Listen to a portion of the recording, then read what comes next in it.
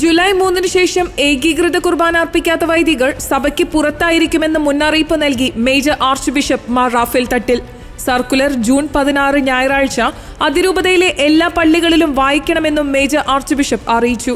നടപടി നേരിടുന്ന വൈദികർക്ക് വിവാഹം നടത്താനും അധികാരമില്ല. സഭാ സംവിധാനത്തെ വെല്ലുവിളിച്ചുകൊണ്ട് കത്തോലിക്ക സഭയിൽ തുടരാൻ ആരെയും അനുവദിക്കില്ലെന്നാണ് തീരുമാനം.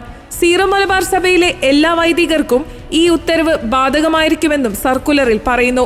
ഉത്തരവ് പാലിക്കാത്ത വൈദികർക്ക് പൗരോഹിത്യ ശുശ്രൂഷയിൽ നിന്നും വിലക്കേർപ്പെടുത്തും. മാർപ്പാപ്പയെ ധിക്കരിക്കുന്നവരും സഭയിൽ നിന്നും ബഹിഷ്കൃതരുമായ വൈദികർ അർപ്പിക്കുന്ന കുർബാനയിൽ പങ്കെടുക്കുന്നവരുടെ ഞായറാഴ്ച കടം പരിഹരിക്കപ്പെടുന്നില്ല എന്ന കാര്യവും സർക്കുലറിൽ പറയുന്നു.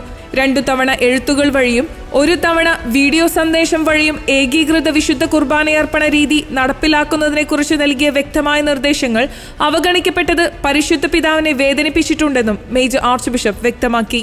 ഏകീകൃത രീതിയിൽ മാത്രം വിശുദ്ധ കുർബാനയർപ്പിക്കുന്നതിനുള്ള സന്നദ്ധത രേഖാമൂലം അറിയിക്കുന്നതുവരെ എറണാകുളം അങ്കമാലി അതിരൂപതയിലെ വൈദിക വിദ്യാർത്ഥികൾക്ക് ശംശാന പട്ടമോ പുരോഹിത പട്ടമോ നൽകുന്നതല്ല എന്നും സർക്കുലറിൽ പറയുന്നു.